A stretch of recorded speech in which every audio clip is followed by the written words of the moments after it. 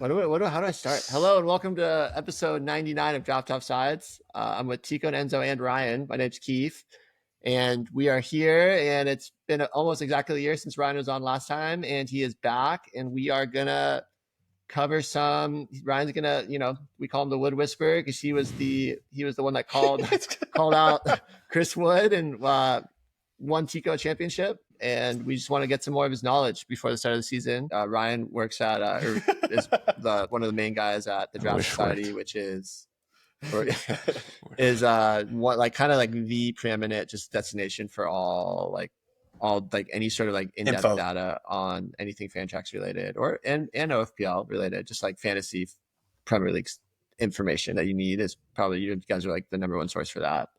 So I appreciate that. You've been doing it for a long time, and just want to make sure that gets shout out. Yeah, absolutely. We're obviously we've worked really hard on the draft kit. We have a few more kind of big hitter articles coming out soon. My overvalued and undervalued. Our staff goes through our do not draft list. Also a fun list of players that we really like, but aren't going to be able to draft because they're either going too high or for other reasons. We and then we'll have our final rankings right before the drafts. We got a lot of good stuff coming out. Beautiful. And we're really excited to have him to be here, and we're going to just go over some news and notes and then kind of get into some of our my guys, our top picks we're really excited for. Yeah, sounds good. Okay. Thanks for having me back on, guys. Yeah, we're super stoked that you're here. It's been a fun year. Let's get into, we can start with just some transfer stuff. There's so much stuff going on right now. This feels like the craziest window in a while, in a very long time.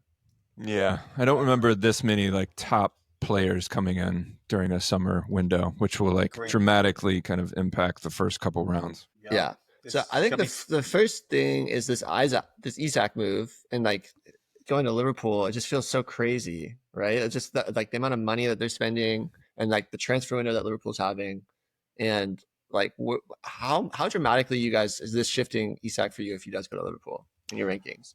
Because he's having right around 6th right now, right? Yeah, it's funny because I just saw another mock yesterday, and he was falling quite a bit based on the controversy and him sitting out, and I was just like, I don't know how that's possible. No. It's a win-win. If he goes to Liverpool, he's going to be even better. And if he doesn't, then he's still a top 10 player. So what's the downside? I guess they're trying to price in the fact that maybe he throws his toys out the pram and he sits out, I don't know, a first couple games if they make a stand, but I don't see that happening. So there's a potential that if he falls, then he could be value later on in the first round, but I think he'll be better. Obviously.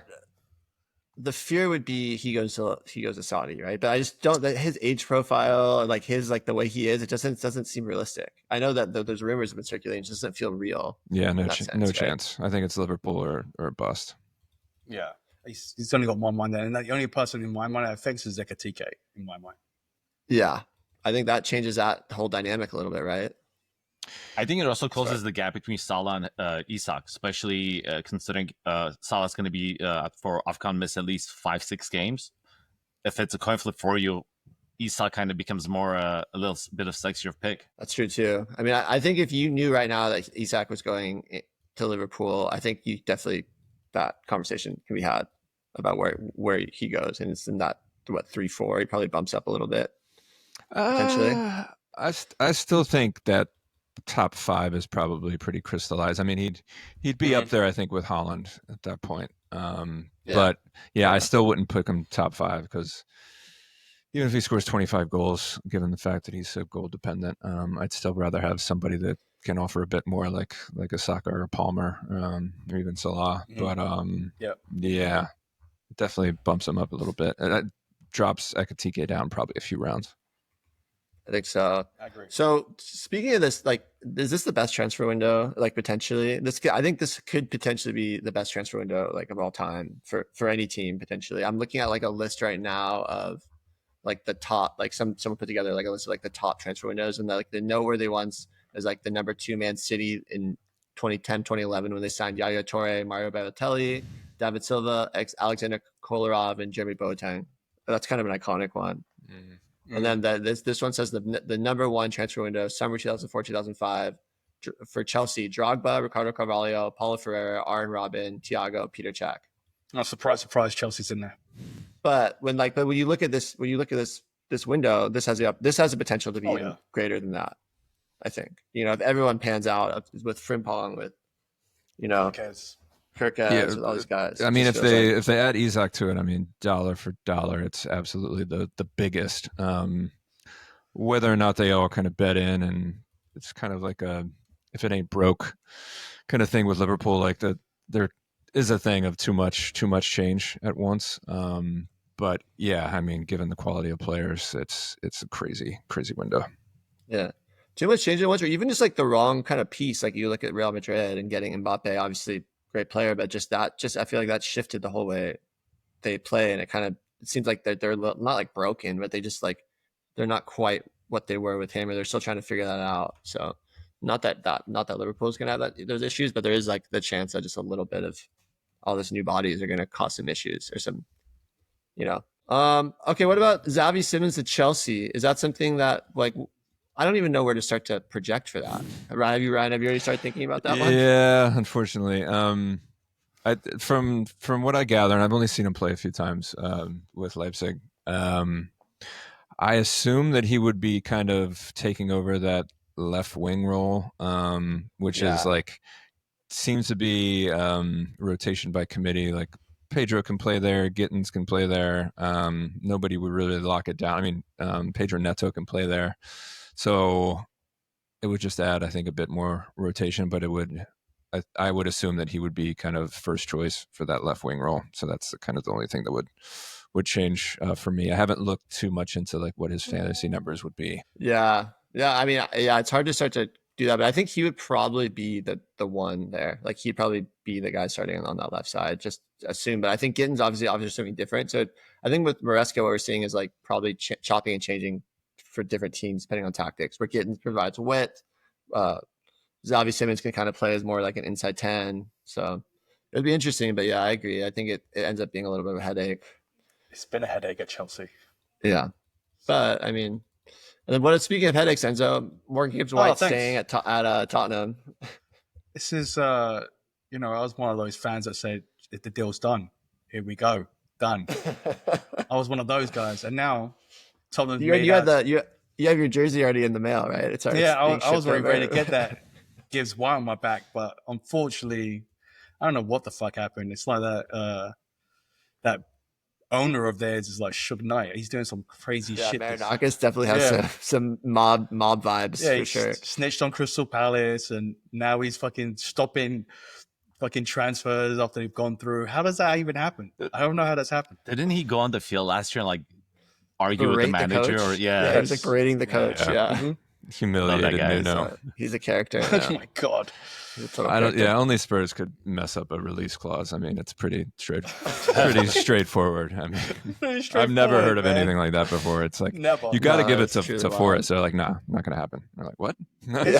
How does that even happen? I don't know. There's going to be a great athletic piece behind the scenes on that one. Yeah, I'm sure. Man, I also feel like there could be like in 10 years time, like when Marinakis like is found like guilty of racketeering, there'll be like a great documentary about all of this. Did you see the interview with Gibbs-White when he had Marinakis next to him about off? Oh my god!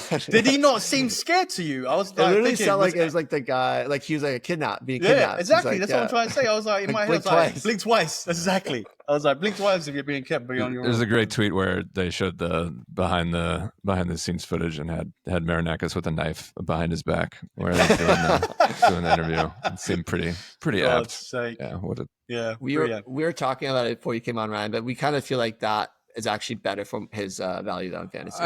I think so. I would assume that he would have played like a little deeper at Spurs, but as I think we'll get to it, I'm not huge on Gibbs-White. I think he's been dining off his great season a few years ago. He's just being taken way too early, and that doesn't change it for me. Yep. Gotcha. Other than that, we have Luis Diaz departure. Seems like it's imminent. I guess just don't draft him if he's still there for whatever reason. I probably won't be, but just Didn't someone say that? we all kind of knew it, but we still should have ranked him. Enzo refused to rank him in our rankings. We had those types of conversations at Draft Society where it's like, yeah, it's not official, but it's going to happen. Like I ranked Gyökeres like weeks ago. I was like, it's going to happen. Like, and I refused to not. But yeah, we do the same. Yeah. See, thank you, appreciate it. And then kind of random about Malik Fofana to Everton. I thought was kind of an interesting one. He was kind of a guy that like Chelsea was interested in, was kind of like hot young prospect, and it sounds like that might be happening. And that to me just seems like a coup for Everton a little bit. If that goes through, do we lose him? I think we might have lost him, but I think Fofana's a good signing for Everton for what they want to do. I'll be honest. I think they're replacing Gordon finally. Too many Fofanas in the league. There's too many Fofanas, which is weird because Fofana is like such a like unique last name. Yeah, Ryan, I think I'm not sure if you're there, but we were like, I think you were frozen on you. You might want to refresh your browser if you can hear us. Oh, nearly there. Oh wait, no, it came back. Actually, recording it. We're not really getting. Oh, there you go. Hey Ryan, we lost you for a good like minute and a half there. Oh, can you hear me now? I blame Sergey. It happened as soon as he dropped on. There can only be one fan to rule them all. It's Highlander. That's where that's from. You know the movie Highlander? Of course, it's a classic. I love that movie. That's actually kind of ripe for a remake. It should Highlander remake. Yeah, that'd be cool. Agree. Chop the head off and just chopping the heads off with swords and the power, and that's a sick. It's pretty dope concept. Yeah, I like the shorts you've been doing, mate. Wait, I kill it. I was telling your missus that you were doing a really good job. She's like, yeah, but I have to wake up at 3 a.m. and all I hear is bah, bah, bah, bah, bah. Oh, no. Oh, we're going back. Hey, sorry about that. No, you're all good, mate. Goodness gracious. I think we were talking Malik. Yeah, I saw Moyes did an interview, I think yesterday, where he said he wanted at least like 8 or 9 signings. So, yeah, I don't think he's happy with the squad that's currently constructed, but yeah, that'll be interesting to see who they bring in. That one person that gave me a little bit of pause on was actually Alcaraz, because he's someone that's kind of been like a little bit of a hipster pick, like exciting one, and it just makes me like, not that I wouldn't necessarily pick him, it just makes me a little less like excited about that. I don't know much about Fofana, but he would be competing with Alcaraz for that role. Yeah, more likely than not. Yeah, his stock has risen to the point where I was like, yeah, I wanted to get him for value in like the 8th, but now he's like, I've seen mocks where he's gone like in the 5th, and I'm just like, that's crazy. It's a bit too early, and definitely considering this. So, yeah, I agree with that. It'll give me some pause. Okay, just trying to get through these. Newcastle's rumored to be going for Šeško, and there's been talks there. Oof, I mean, that would be kind of juicy. Yeah. I think. Yeah, Šeško. I was leaning Šeško coming into this window. Over Gyökeres. Yeah, but I fully drank the Kool-Aid at this point, so I'm low on Šeško now. Yeah, it would obviously signal that they were going to get rid of Isak, but yeah, I mean, you'd have to fancy him. It would add another kind of high profile forward into the mix where I could probably see him going late second, early third, maybe. But yeah, he's still pretty raw. I probably wouldn't touch him if he went to Newcastle. I told the guys yesterday that I saw his highlights. All of his shots went in. It was goal after goal and bangers. I'm all in. You didn't miss a single shot. I was trying to explain to him that's well, he only had, I think, 15 all comp. So, like, yeah, I mean, it was a short pick and choose. It was a short highlight clip, but man, banger after banger. that transition goal where he did like the Trivela from like 30 yards. That's a tasty one. Yeah, he does that every week. Yeah. I got fooled the same way with Højlund a couple of years ago. With his 12 career goals. Oh yeah. Yeah, Gyökeres is different.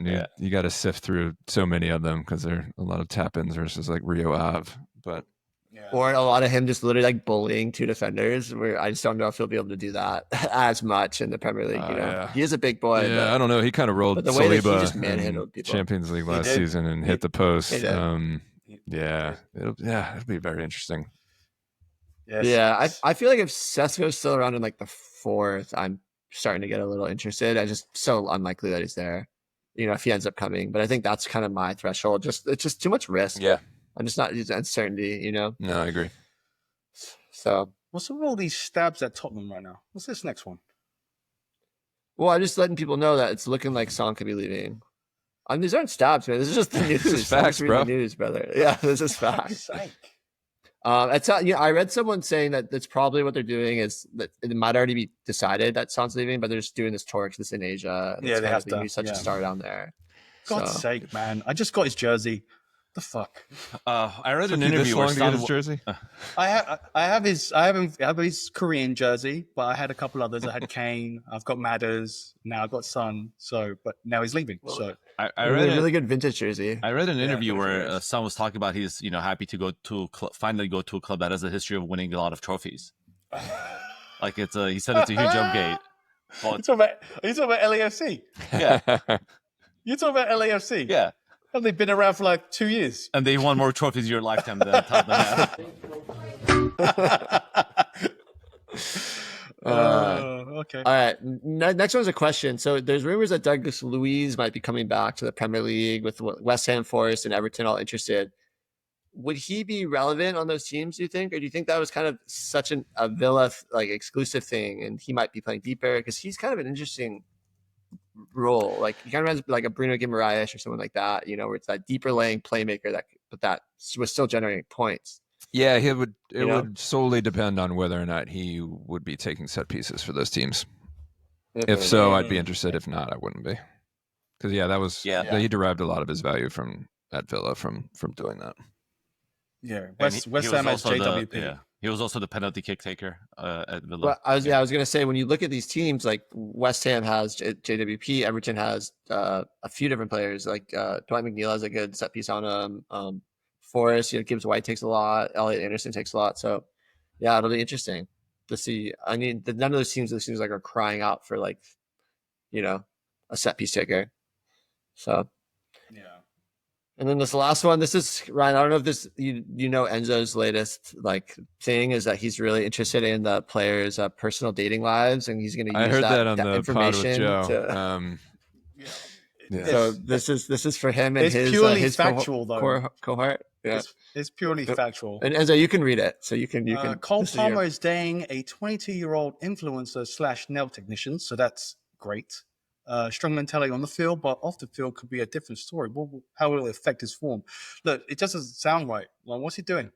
Well, he was with the same girl for a really long. I think the bigger story is that he broke up with his girlfriend that he was with for a very long time. And that makes it even worse. I think what you should be focusing on is like the people that were just having young children, like Odegaard last season. Morgan Yeah. Gibbs-White just That's had actually a really one. good point. Like Oh yeah, lack of sleep. Yeah, the post-infant dip is real. I don't know It's about real. the monogamy thing. Okay. But Go- also, she's not just a influencer that just goes out and models and parties. She's a nail technician, hardworking. Yes, Yeah, She's work hardworking, ethic. and she clearly has grounded. great hands too. So Yeah, she's grounded. Definitely grounded. Does gels and and all that. Probably does patterns. It's not going to be good for Cole Palmer this year. I'm calling it. Whoa, you're dooming my boy. Wishful thinking. Okay. All right, let's get into. So these are kind of my guys. Thanks. So this is kind of like my guys. The way that we treat it, it's like these are the guys that we'll be able to make fun of each other for sticking their flag, planting the flag in these guys if they go wrong. That's kind of how we kind of frame this section. So it's like the guys that we want to kind of stand behind. I'll be the bunny and you be my class. Revert to die, X's and O's. And so Ryan, we'll let you go first with your my guys. So this first round is people in rounds 4 to 6, which to me is kind of such a crucial kind of rounds where I feel like there's a lot of value to be had, this is kind of that zone. Yeah, I really like the fourth round because I think first three are kind of usually there's different order, but usually kind of crystallized. Fourth is where you kind of see a lot of variance, and we can win your league with a really good fourth rounder. I put in the doc defender ones just because there's a really wide range of elite defenders that pop up around this round. You have your safe choice and James Tarkowski. You have your punts with Jeremy Frimpong and Ait Nori. So those are a few guys that pop up around this time. I think Tarkowski's the safest choice amongst those defenders. Really like Minte around this time. I was avoiding Gakpo until the Luiz Diaz news came down the pike. If Isak doesn't come, which I think would probably force maybe Ekitike to have some cameos on the left wing, and they don't sign anybody else for that left wing spot, I think Gakpo is pretty good value here. You think Nori's a punt? You don't think he's kind of a sure thing as well? No, because his time at Wolves, he was very hit or miss. He really kind of needed some attacking returns, and he was so integral to their attack that he was able to do that. At City, it's still the jury's kind of out how they're going to play with him, and obviously Gvardiol can play there as well, although he'll play most games at center back. And so the combination of kind of rotation and how they're going to play with him, and the fact that he doesn't have a huge track record for ghost points kind of gives me a bit of a pause. So that's why I kind of put him in more of the punt category as opposed to like a sure thing in Tarkowski. I feel like I've been watching the Club World Cup and stuff. I really loved just the positions he was getting in, but I think to me the biggest thing is the rotation stuff. And I think you kind of mentioned that with Gvardiol and Nico Riley played there at times, and you just can never get inside Pep's head. And like he might spend all that money on a guy and never play. Yeah, just such an enigma. He drops in the 6th round. I'm really interested.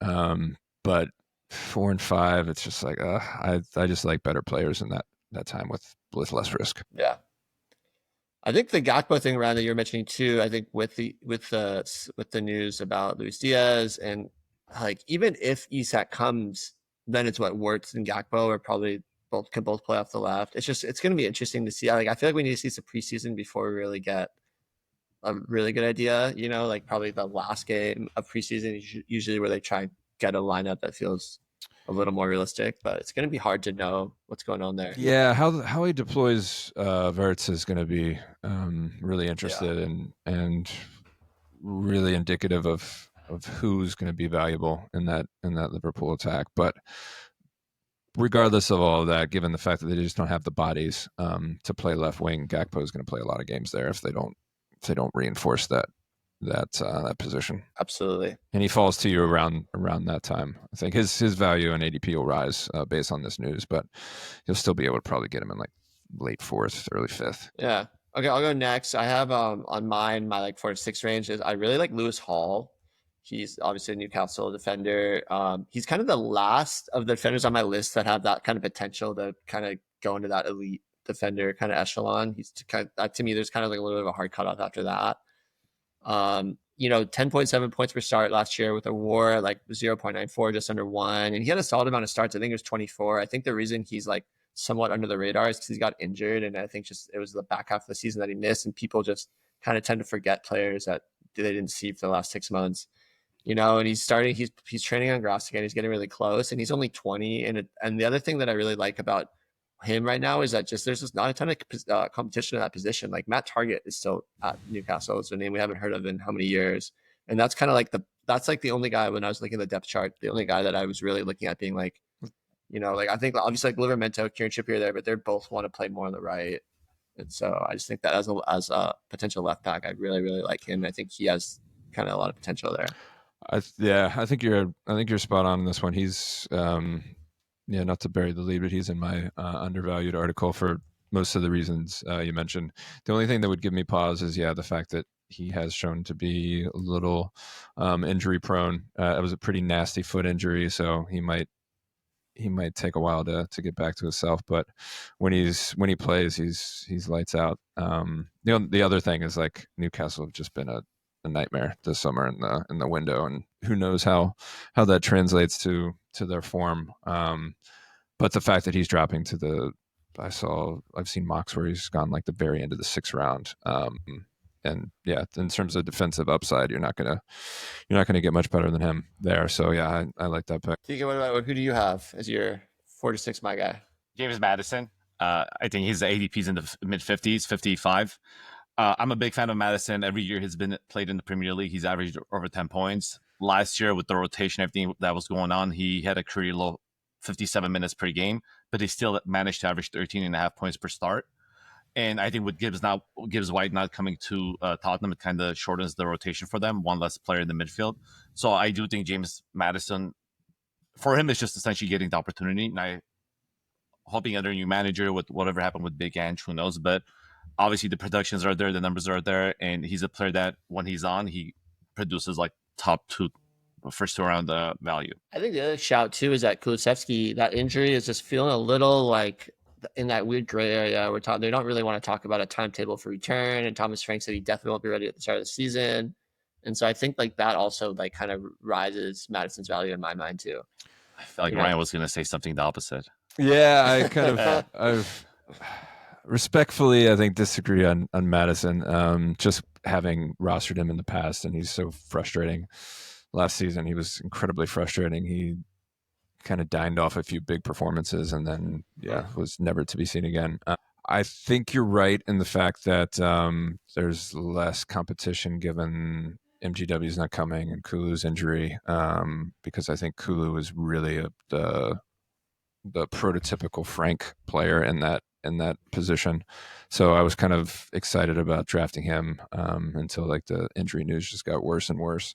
So he might get that opportunity early days, and in which case the play would be to draft him for decent value. He plays the first month or so, and then you trade him on a high before Kulu comes back.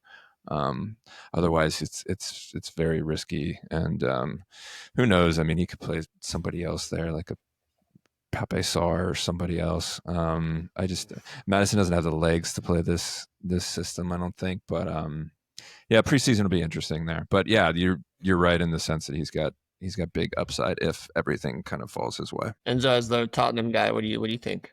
I agree with the Kulu part. I think Kulu's more the player that Frank would want there. He's going to keep running and he won't stop. He's got the legs for it to provide. I still think Maddison's got the capabilities of doing it. I think I said in the last time we spoke about Maddison and being in this position, he's got the talent. It's just, does he have the legs, like Ryan said?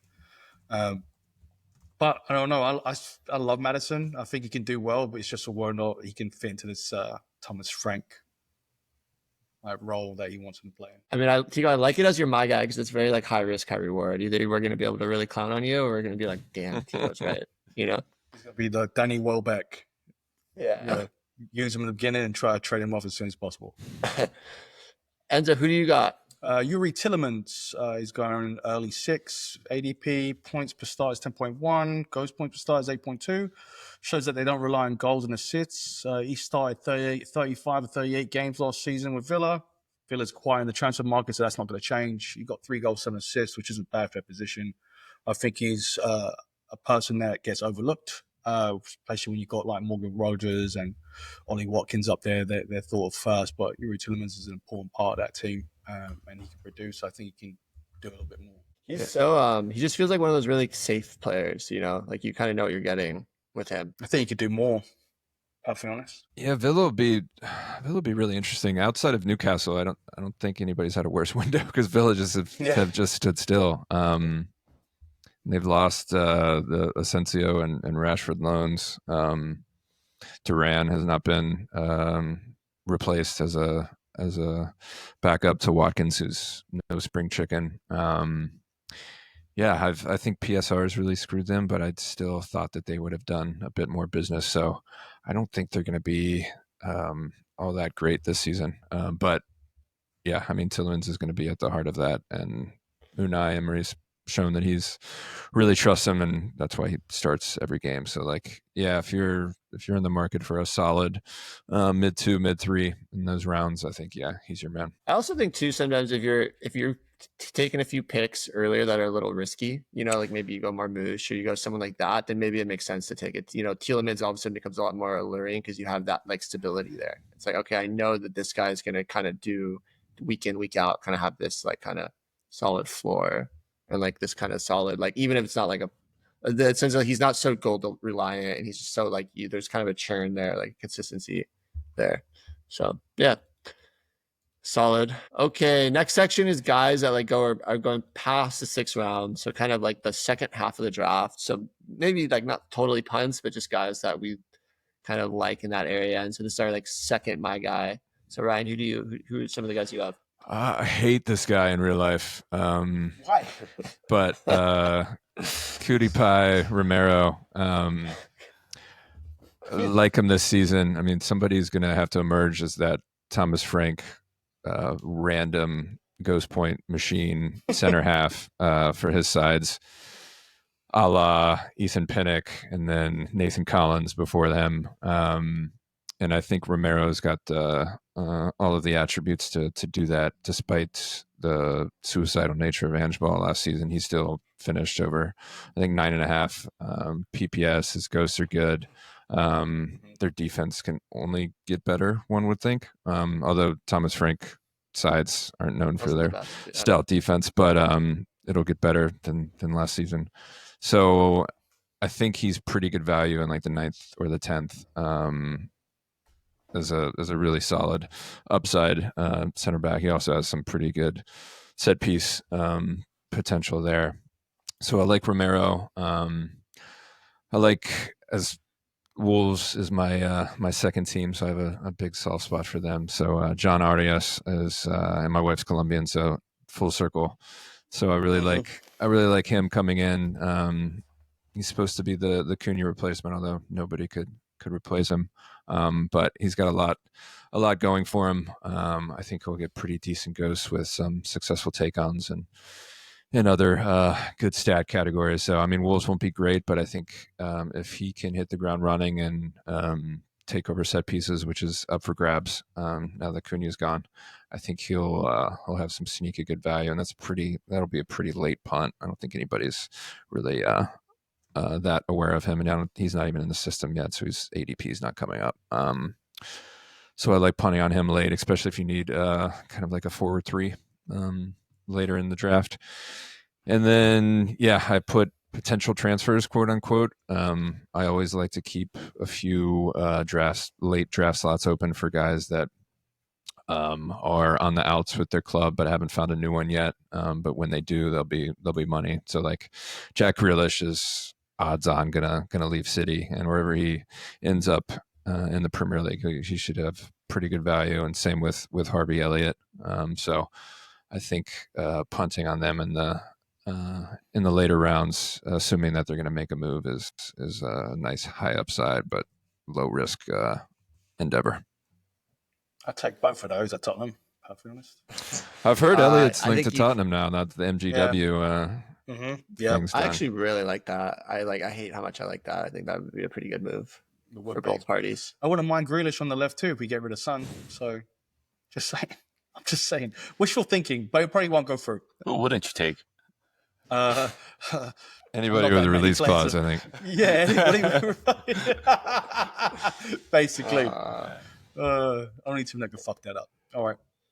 I have a weird one. Mine's kind of like a zig to the zag. So I feel like there's a general trend towards moving away from West Ham because they're second. They're awful. Their whole performance last year was so bad. Yeah, it was really bad. But I also feel like because of that, there's maybe some value to be had because everyone's kind of really fading them hard. And you have to think that Graham Potter came in midway through the season.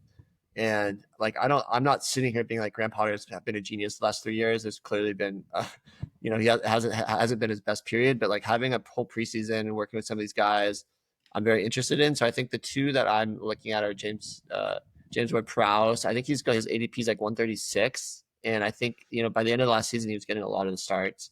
And I think just with his set piece ability and kind of with his ball delivery, I think there's like, that's really good value in that range. And the other one, kind of a little more of like a swing, is Crescencio Somerville. He had a lot of hype last year and then got kind of had a bad injury, and so he's kind of dropped off maps as well. And I think there's also a big void with Kudus gone as well, and potentially Paqueta leaving. That's kind of those rumors are kind of floating around. So it's not like I'm like sitting here being like, I think these guys are nailed on, but I think there's for where they're going in drafts, Crescencio 151, JWP 136. I think that represents the potential for good value, and at those spots, those are like good, like lotto pick type players that I'm actually interested in. I shout out Somerville as well in my undervalued article. I think he had such a horrific season last season. I mean, a lot of people took him in the 4th round. I remember telling Toddy not to do it, but he was pretty adamant that he wanted to do it. I think it ruined his life and his league, because he only had like 4 points per start. I think he's had like maybe 10 starts. I mean, just horrific season. But we saw what he could do at Leeds, and yeah, the fitness is, I think, the key one there. But yeah, I'm with you there. It's pretty risk free that late in the draft. So I think it's decent value. JWP, I mean, there was a 6-year stretch when I first started playing draft in which I had him on my team every season, just because I loved him at Southampton.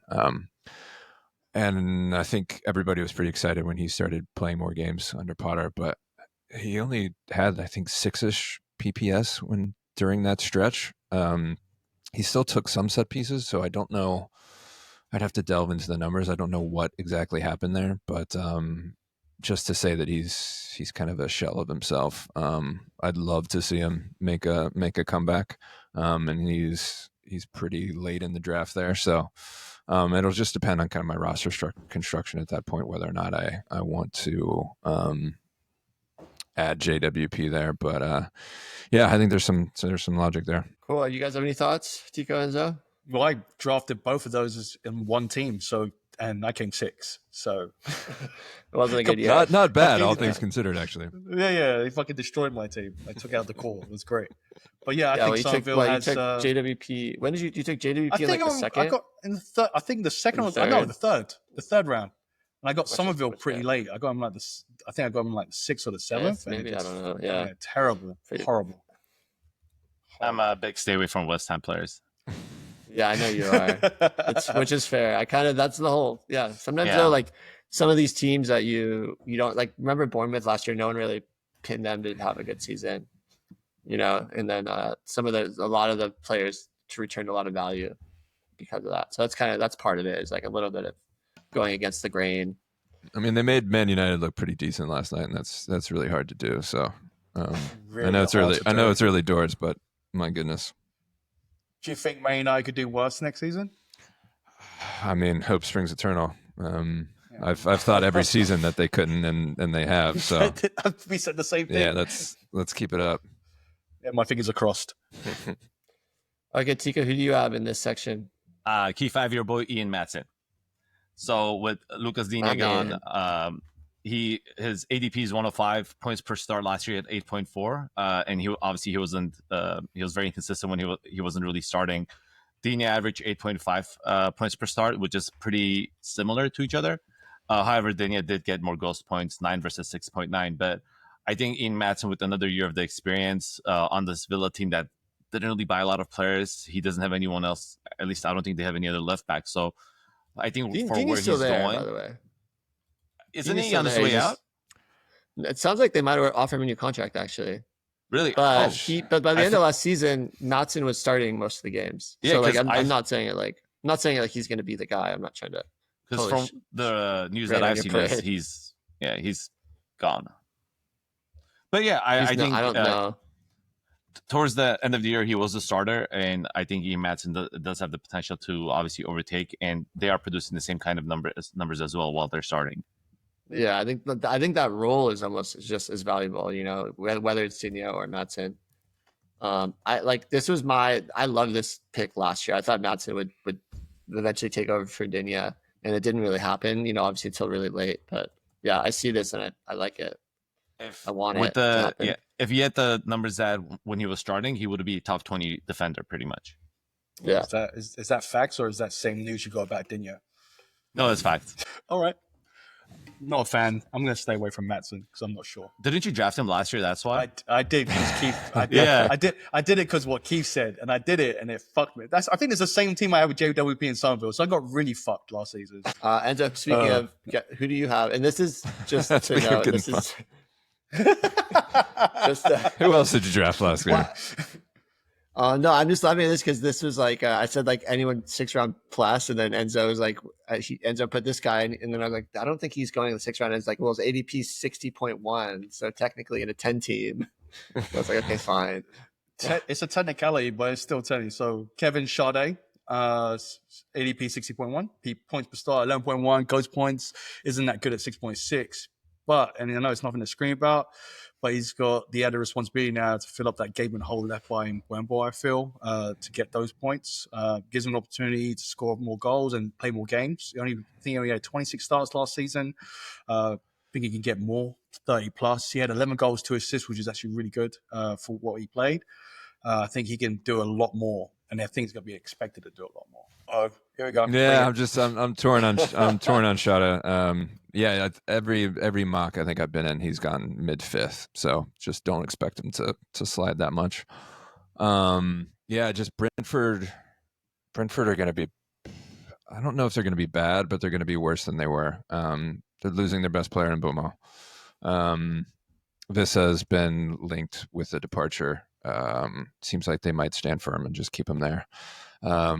This all means that Shada will have to step up and contribute more. But yeah, the lack of ghosts and the fact that they might not score as many goals without so many quality players that they had last season kind of gives me pause. But there is also a dearth of decent forwards, and he's can slot in as your forward too. So yeah, I could see both sides of the argument there. So yeah, that'll just kind of depend on if I have a decent forward by that time of the draft or not. But yeah, I'm not as excited about him as I was kind of coming out of the end of last season. Yeah, he was pretty great last year at the end of the season, and I think a lot of that was just he's such a physical specimen. He's really fast. He's really good in the air. But I think, and this is just totally like an eye thing. I don't have a ton of stats for this to look at, but I just feel like he wasn't a total creative force the way that Mbeumo was on the other side. He seemed like he kind of was like arriving late in the box and kind of had a little more of like a second striker. That's why his ghosts are so bad. Yeah. So I think I still think that the creativity void is going to be the big question mark at Brentford. But if they fill that, or if Damsgaard is able to really kind of do that, or the positionally they change it, so if there's some shift there, I think he has all the attributes to be really good, So yeah. Any thoughts? So before we get into this, is each of us have picked one do not draft, and it's just kind of like guys that we're not drafting. I will not be drafting this player in any circumstance, really. Ryan, you want to start with yours? Yeah, it's a former Ballon d'Or winner, which doesn't usually pop up in do not draft list, but Rodri obviously had a season-ending ACL injury in his first start against Arsenal last season. The season prior, he had over 11 PPS, so people were pretty hyped about drafting him coming into last year's draft. So I think he's probably went round 3 in almost every draft that I was in. And so I think the name recognition, the fact that he did so well last time he played a full season, have people drafting him way too early. I think he's probably should be about a 6 rounder. He's getting taken in the 4th. And so coming off an ACL injury, never know how they're going to react from that. Club World Cup didn't give me any solace. And the fact that Pep's going to play so many different systems, and I'm not convinced that he's going to play that more attacking role that he did 2 seasons prior when he had decent fantasy points, because that was the aberration. Every other season he was kind of a middling 8+ PPS CDM, which was serviceable again in the 6th round, but not worthy of a 4th rounder. So that's kind of my case against Rodri. I know DraftLad has a different take, but yeah, I'm not drafting him.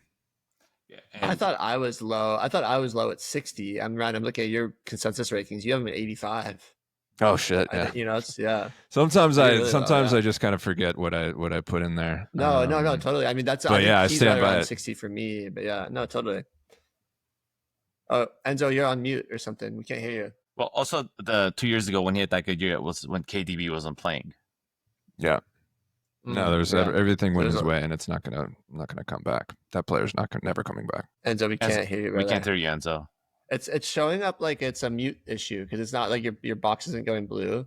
So it's something with your headset or maybe it's not plugged in. Maybe plug in. Can you hear me now? Ryan, I don't know if you know this about Enzo, but is just very bad with technology. Like, I mean, that's really hard I can't really say anything since I was disconnected earlier. So fair play. Can you hear me now? Yes, you're back. Okay, I have what a were you gonna say question. about Roger? Yeah, I was waiting for you to ask this question. I knew it was coming. I was waiting for you to ask. Would you spend 50 fab on Rodri? wait, no, stop. Let's set, Wait. let's No. set the stage a Don't little get bit. no. We have to set the stage. That's not a fair way to ask it. Right now, you wouldn't. No, I'm talking about okay. Last season, last would you year spend before he got injured. Would you spend you 50 guys- fab on? Rodri? Yeah. So like, Oh my god! Wow, Really? I wasn't 50 expecting that. thank well, you. Yeah, we have 100 fab, and he put 50 of it on Rodri. Yeah, you would. Why was Rodri on the waiver wire? So last year he came back from the Euros and didn't play for like a month right off the rip, right? Yeah. And a guy in our league got really impatient and dropped him. Fuck. And so then I was like, After and I was spending a starting to third figure- round draft pick on him?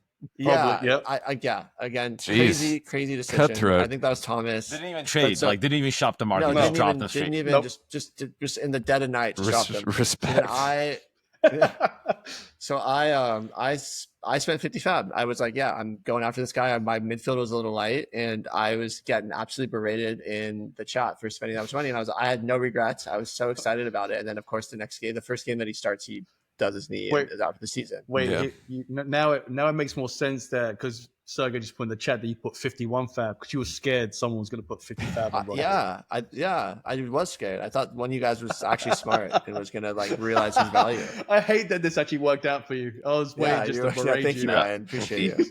He also spent, what was it, 20 or 30 fab on Marina? 30 fab on No, Marino. 28. Marino. I I was like that flailing even at more. point. I was flailing on that one. That was after the Rodri. I was like, okay, Well, I hope you need didn't to drop go him for before it. he became. He did. I R9. did. No, I did. Oh shit! I definitely did. Yep. I kept You the spent faith. 80 Well, that one I got him and he broke his collarbone like that or whatever. Just like Yeah, the 80% first of training his- session. Yeah. Yeah, I was like, Yeah, it was- shit. He spent excellent. 80% of his fab on two players that didn't play for him once. It was a bad Yeah. year. I can see why you ended up cantering to this league title there. But I stand by at least that first decision. The Marino one, I'm probably a little bit. I still stand by my Rodri spend. Okay. Damn, that didn't work out the way I wanted Yeah, it. But all right. thanks. Yeah, Thanks, sorry Ryan. about Really it. appreciate that. I Backing it I up. always thought that he was way too high as a third rounder last season, but I still would have think so 50 too. fab. I mean, yeah, I still thought For a he'd be guy a who's decent gonna be mid a three. midfield. Yeah, Yeah, three, it's like usually the going rate for like a fourth round pick is 90 to 100 fab, give or take. So if wait. you're getting a third rounder for 50, then When you guys play, how much fab do you guys have 100. to start the year? Yeah. So for a third rounder, you would just spend all of your fab. yeah, I've done it before. Oh wow. You- We you value guys- fab way differently. You guys don't trade picks for fab in your league?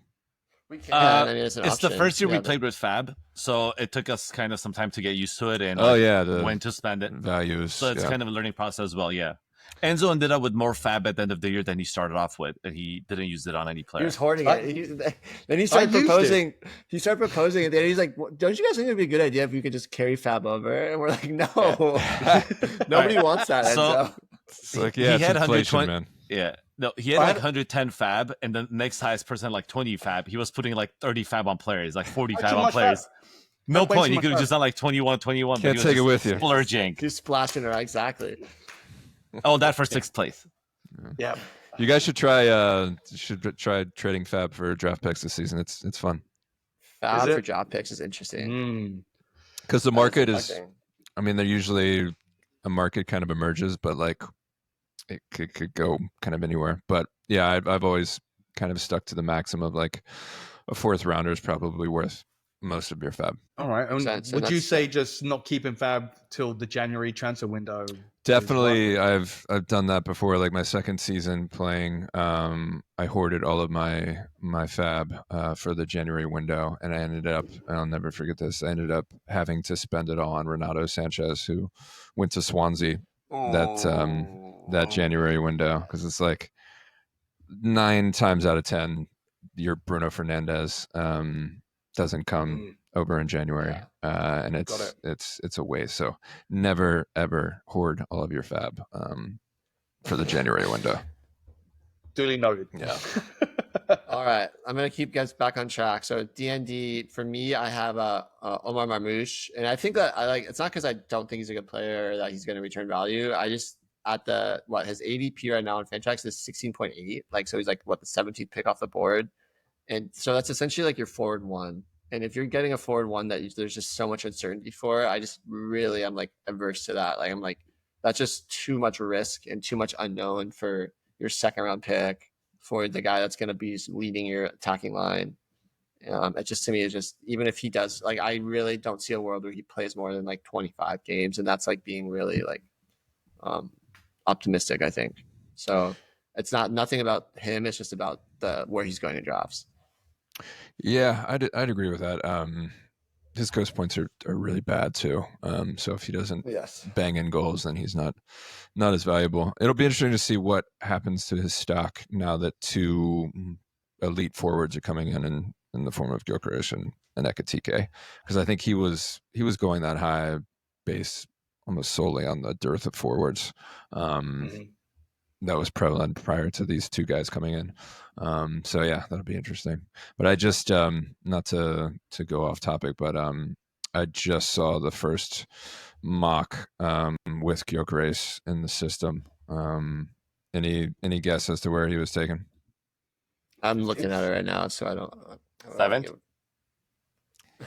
He's 9th in the one that I'm looking at. Whoa! Oh, really? And I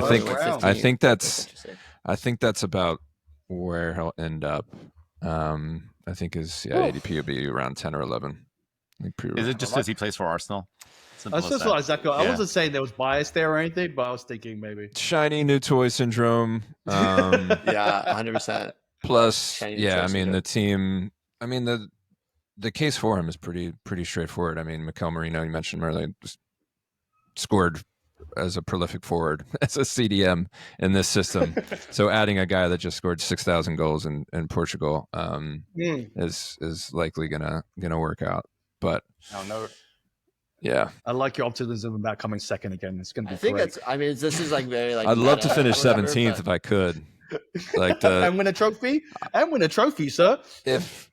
If you meet a team that has a backlash in their name in the semifinals, and then meet a team that's 15th in your league in the finals, I don't think you can count that as a trophy. But it's still, but it's physically still a trophy. It's a backlash. I thought it was just 2 small teams combined to make one team. I couldn't tell you. I didn't know if you played Bodo or Glimt or do you switch them off in different legs? I don't know. It's at halftime they switch. I love it. I don't know what a relegation fight like does to your nerves. It must be like the adrenaline must be like it is jacked. Life changing. He was not a happy camper in a lot of last season. I would assume so. He has eyes. But I was saying fire around in January. I said it. Yeah, you're Get rid ready. of him. And now you want to build him a statue. Well, no, I never said that. I remember you guys asked me after we won the Europa, the cup that we won. That I said no, we still fire him. Get rid of him. Done. Okay, let's get back on track. Tiko, who do you have for your D&D player? I have. Don't say it. Sorry, I know. No. The Godfather himself right here. The tables have turned this season. Yeah. Just coming off a career year, 20 goals, a year older, and I think last year the team already exceeded expectations. It's going to be hard to go back to back for it, having the same year. And he's so goal dependent on a team I don't think they're going to be as good this year. And everyone else got him better around them. Obviously, they haven't really done much. They almost lost a player, but I just don't think he's gonna. I just don't think he's gonna produce that much. And for a striker that's that goal dependent, I just think it's just not worth the risk. Well, I think Shug's got a gun to the back of his head, man. So he might do pretty well with his life being on the line. That's true. He's got like his like family held hostage. Yeah, you know what I mean. He don't score. He definitely doesn't want to go to Las Vegas anytime soon. All right, carry on. No, I think you're spot on. Yeah. And it's a good indication of how quickly things can change. Because he was completely undervalued going into the last draft, and now, based off that season, he's completely overvalued. So there's no sentimentality in this game. So I agree. Yeah, I agree. Okay, Enzo, who do you have? This player seemed to always be ranked high, even though he had spaghetti hamstrings. I think this is the first year where he's probably where he should be, but I still wouldn't. Reece James, always a liability, get injured. I don't even care if he plays in the semi. I think that would be probably better for him fantasy wise, but I wouldn't draft Reece James, even in the 15th. I feel like even at his ADP right now on fantrax is like 91, and like even there it feels too early for me. I feel like I agree, and I feel like it's like that's like to me like a late round flyer. If like a 13, 14, 15 maybe, then I'd be interested. But not there. This is finally the first season where he's being drafted around where he should. I mean, he had a good run where it's like third round every season, despite the fact that we knew he wasn't going to start more than 15 games. So like, I'm glad that people are finally so disgusted that they're not drafting him so high. But it's just not worth the headache. I don't see the upside in the Maresca system. He's not whipping in crosses from the right side. He's probably going to play a little bit more of a CDM role as well. Some games when he's actually fit. So I'm not interested either. Not to mention, it seems like they've really learned their lesson with him and are really, really cautious about how much he's playing, and which is like in the long run good, but like that, I don't think he's suddenly gonna like play 30 plus games. We're looking at a guy. I think we're looking at a guy that's gonna, even when he does start games, isn't gonna finish games. Fair. And and I think like on that, I kind of like Malagusto as like a late round, like kind of sneaky pick too for all the reasons that we just talked about. I think, I mean, we call it drafting for early fixtures. So like you treat the last few rounds as guys you want to stream or start game week 1, and Chelsea's early fixtures are good, and like you can get their defenders like Levi Colwill pretty cheap in the draft, so you can get a defender 3-4 really late. That has a pretty good schedule that you'll likely want to start at least the first few weeks. So I don't mind that either. That's a good shot. All right, so those are my guys and our do not draft guys. The last little section, Ryan, before we let you go. I like it. Some fun, I like this section. Quick fire, would you rather, guys? So just kind of real quick, just for off the top of your head, would you rather João Pedro or Hugo Ekitike? This is a really good one. I know it's quick fire, but it really depends on if Isak comes. If he doesn't, then I got to give the edge to Ekitike, despite the fact that he didn't score that many goals in Bundesliga, and João Pedro hit the ground running in the Club World Cup. But I gotta go with Ekitike there by a smidge. If Isak comes, it's easily João Pedro. I kind of lean Pedro. I just feel like it's known commodity in the first 3 rounds. I want like safety more than like the unknown. So that I think it's a margin. Like it's more of a preference thing. What do you guys think? I'm with João Pedro. It's funny because everything Ryan said is why I was leaning probably more João Pedro. Like Hugo Ekitike didn't really score too much in the Bundesliga. Not saying he ain't going to do it at Liverpool, but also with the idea that Liverpool splashing around that Coutinho money, they're probably going to get Isak. And Pedro's already done it. And I've already seen him score a couple bangers for Chelsea. And I know we mentioned before we were talking about how his career is ruined now and went to Chelsea, but he's already looked like he's stepping into the fray right in the front lines. So I think Pedro for me. We'll say against Pedro is the fact that he will rotate quite a bit. Plus, he really dined off of penalties at Brighton. He's not going to have that with Palmer at Chelsea. So like those are the 2 dings on him. Gotcha. I thought you were going to say because he punches people in the face and gets red cards. Well, yeah. I mean, if he was decent at it, he would have gotten a red card, but he whiffed. So he doesn't have the best temperament. Gotcha. Tiko, what about you? I'm Team João Pedro. Just a no commodity. Yeah. All right, next one. Lewis Hall or Aaron Wan-Bissaka? AWB for me. I like the upside of Hall, but AWB is a sure thing. Yeah, man. He's a ghost point killer right there. So I like AWB also. I am the same. I like Wan-Bissaka. I think it's just also it's like he offers kind of both sides. He's really good defensively. I think he has like some really like high tackle numbers, and like he offers something in attack too. So to me, it's just like the where you're getting points is so well rounded. And yeah, easy one there for me. I was Tiko. curious to see that the West Ham got Kyle Walker-Peters over the summer, but I guess that's just kind of covering the departure of Soufal. But yeah, I was kind of curious that they got a backup right back. And they got him for free too. So I think he's more coverage than anything. And Aaron Wan-Bissaka does. Since he left Man United, he's looked Brazilian. So I think he'll be fine. Dribble completions and all that. Just doing crossovers. That's what happens. Yeah. I'm Luiz Hall just because I like the Newcastle defense more and just overall as a team. And you're anti-West Ham. You're West Ham. Anti-West Ham. Yeah. That's nice.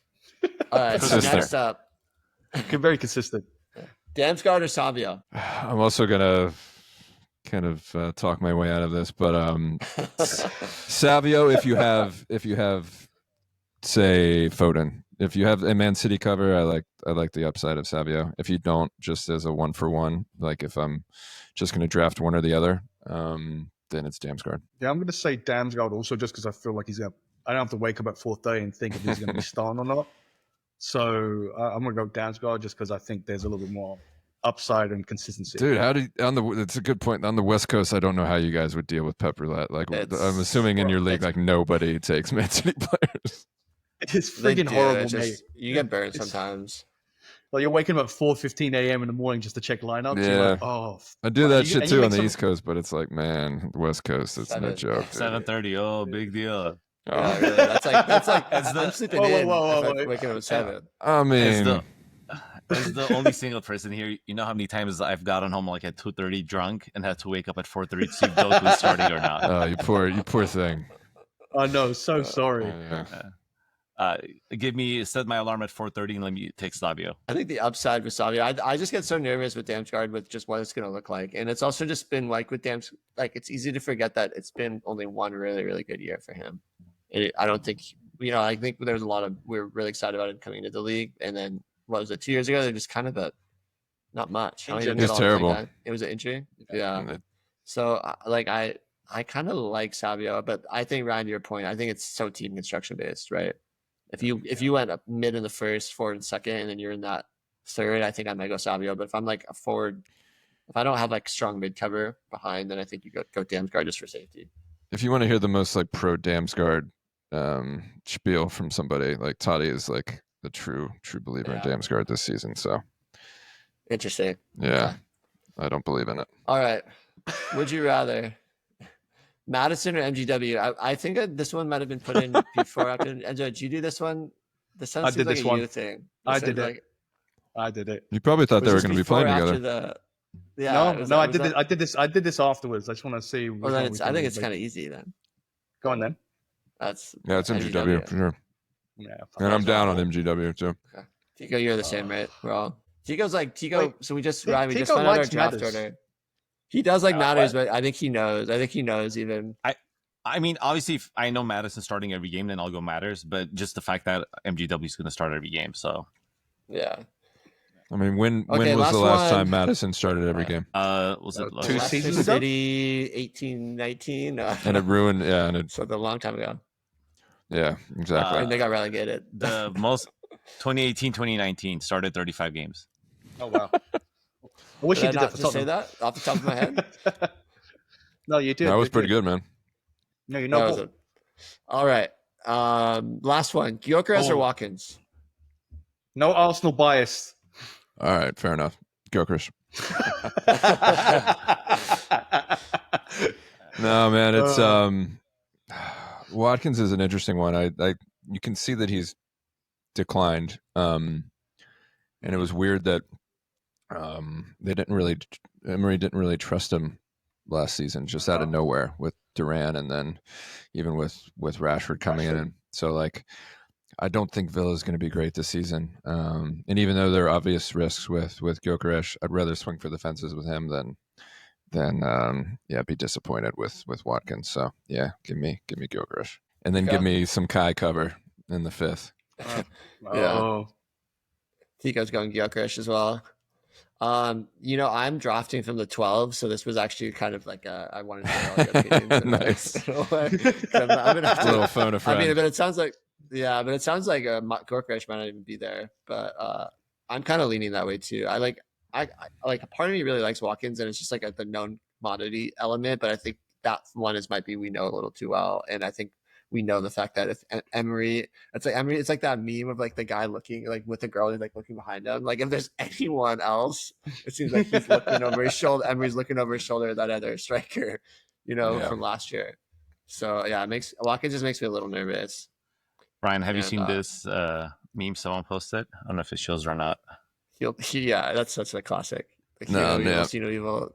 Hear no trophies, see no trophies, speak no trophies.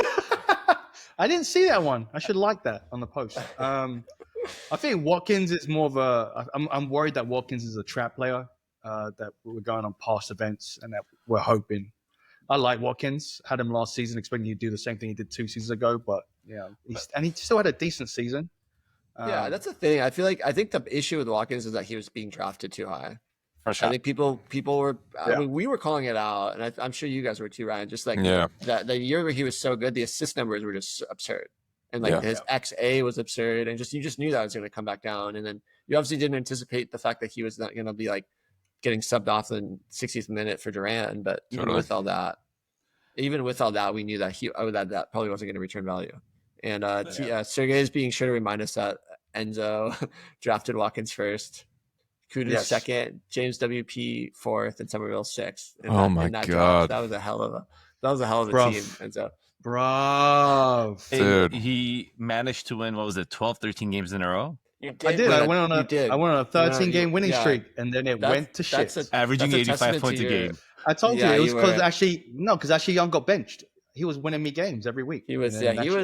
Wow. He was pretty. Ashley Young was pretty incredible for a period of time. Dude, I had Ashley Young and I had Kai Havertz on that team. Nice. You can just see my team just fell apart halfway through the season. It was done. No, that's not the reason you lost. Sounds like that draft might have had something to do with it. Yeah. We called it. You had the worst draft by far. Oh, my God. Yeah. When are you guys drafting? But we have one on the 10th, and then we're going to do the other on the season starts 13th. The 15th, so we're doing it on the 13th. Yeah. Oh, nice. Yeah, those are the one my on the two 10th. drafts too. Oh yeah, the one on the drafting 10th. First in both leagues. Are you really? First in both? How did you pull that one out your ass? So in one of my leagues, we do the draft choice based on your league position the previous season. So I won last year, so I got first choice. Thank you. So I love that system.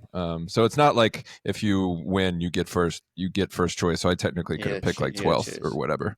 Yeah. But I'm picking first. And then the other one was just a randomizer. So I'm curious with that in mind, were you thinking you get like an elite player with probably Saka? Yeah. But then you really good about the turn, right? That's kind of what the I have on the way back. So the 2-3. I have a plan. I have a plan for that 2-3, but it's dependent on if they get picked up or not. Yeah, these like 3 players. If not, like it goes to shit pretty quick. But I'm hoping with Ekitike and Gyökeres coming in, then it's like I'll be assured of one of those players going to the second and third. But are you going to be taking the same player in both of the drafts? It's a great question and one I've been really going back and forth on. And yeah, I think I've settled on the fact that I'm just going to take Saka in both. What the hell? Really? Surprise. Yeah. No. I know. I thought about selling it. I thought about selling it, honestly. Just to differentiate. Knock on wood, I go like I would. If it was me, obviously I'm not an Arsenal or Chelsea fan. I would go Cole Palmer and Saka just in case like one of them, shits. No, I definitely thought about it for sure, and just to like mix it up a bit. But I just don't think I can bring myself to do it. You're not worried about Noni Madueke like taking up some minutes? Yeah, not so much. I have kind of started to talk myself into maybe taking him in like the 9th just for the hell of it. But security.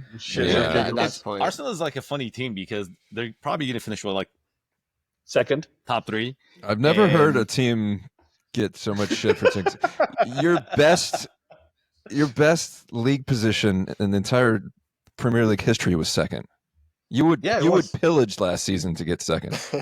We should have won that season too, but fucking Leicester went on a fucking tear for some reason. Yeah, you should have. You also kind of just you dropped off too.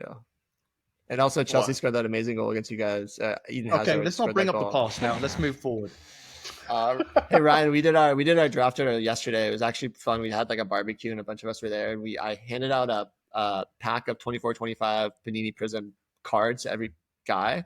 Oh And they man. got to open the pack, and whoever their player with the highest fantrax score was their draft position. So Oh, that's if you got a amazing. solid, you were one. So it was a really fun. Oh, that's really cool. Enzo pulled up his best card was a Phil Foden, so he's drafting 12th or 10th. Unlucky, man. It's very fun Unlucky. though. Fucking shit. Yeah. Yeah. You have to Yeah, take Gyökeres there, no. man. That's what I was thinking. I don't want to do it, but I might have to. But we'll see. Do you have a no Arsenal policy? No, I don't have a no No. Arsenal policy. I had Kai Havertz last season. Oh yeah. I have a known no Man United policy, and I've had it since I started in 2015. I've never rostered a Man United player. Really? I Yeah. have a new policy where it's no new promoted team policy. I don't want to do that. Yep. So Yep. It's been a few years since we saw some good. Like I remember remember that like Mitrovic when he came up was like so good, or like Ivan Toney when he came up. But it's been a while since there's been a player that's like been Alfie that good. Doughty at Luton was Doughty pretty was good. solid, right? But you didn't have to draft him, and that's one of the points I make. And Yeah. so in my overvalued article, I have a section on promoted players every season because the dynamic is always the same. So yeah, it's a good read, that one. But yeah, it's a trap every season. So I'm assuming you're not a big Adingra fan then for this Nope. year. In my overvalued article, Yeah, not Makes touching sense. him with a 10-foot pole. which you can read at Draft Society. That's right. You Yeah. can subscribe to the draft kit there. A lot of good stuff in And there. Yeah. Are you Yeah, guys really good are you guys stuff. even subscribers? I subscribed Good man. today, funny enough. Yeah. Good I man. subscribed today. I hope you draft better this season based off of that analysis. I need all the fucking help I can get. I can tell you that right now. Enzo running on vibes. He needed a little something. He needed a little more meat in that. Good, I like the vibes. Yeah. I like the vibes. Just Yeah, mix okay. it up with you can have a couple of vibe picks, but also mix it up with some reasoned analysis as well. Enzo's Logic. kind of shy to ask you this question, so I'm asking on his behalf. He wanted to know if you could contribute to Draft Society and just put a ranking of like people's like social life, like personal life. if they're having affairs, kids, all of that, you could just make it. Yeah, like it's more like a message board than a ranking. You know, I can- it's, Yeah, it's it's like more it's of a like message Gossip board. Girl. The Gossip Enzo's Girl, I Gossip do Girl like of the that. Premier I League. do like that. My Twitter feed, the algorithm definitely like leans towards telling me if a player just had a kid. So like I can feed you that for sure. What about Love it. breakups? You know, like how Enzo Fernandez went off after did his wife dirty. Do you have anything like that? Yeah, I don't think the algos picked that up yet, but Oh, okay. yeah, mostly just That's a little newborns. complex. Yeah. It's a little complex. Justin I feel like Cliver it was- too had a newborn at the end of the season, fell off a cliff. Oof. Oh shit. Yeah, it's a There you thing, go. man. It's a real thing. I'm Yeah. telling you, Pep was having a bad time with misses, and look at how Man City. turned That's out. a real thing too. So I mean, same thing happened to Thomas Enzo. There's something there because same thing happened to Thomas Tuchel when he started really sucking for Thank Chelsea. As he you. was getting into And divorce. why don't you just make like this fake Instagram page of like a very attractive person and just start gaming players, see who responds to it and who doesn't respond to it? Oh, little catfish. I like Oh, it. yeah. No, thank you. I ain't got enough time. All right. All right. Well, enough this of has been episode 99 of Drop Top Sides. My name's Keefe. It's Tiko, Enzo, and our special guest Ryan. Ryan, thanks so much for coming on. And follow us at Drop Top Sides. Go to the Draft Society and get their draft kit. It is crucial if you want to win your league. And thanks so much. Yeah, thanks boys, appreciate it.